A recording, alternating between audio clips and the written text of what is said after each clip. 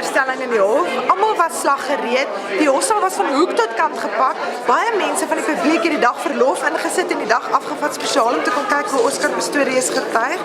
Net om te hoor hoe die regter sê die hof gaan nie voortgaan nie, die hof gaan nie eens volgende week sit nie, want een van die assessore is siek.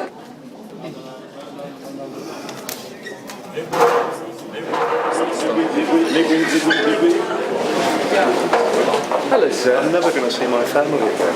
I've got family in London. I've got my little child that I haven't seen in 3.5 weeks. That was a bit forever. But you please come and visit us. Yeah. Well, When maybe, yeah. But bring the family up.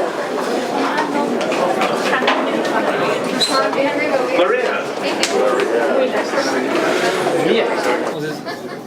Alles is nog een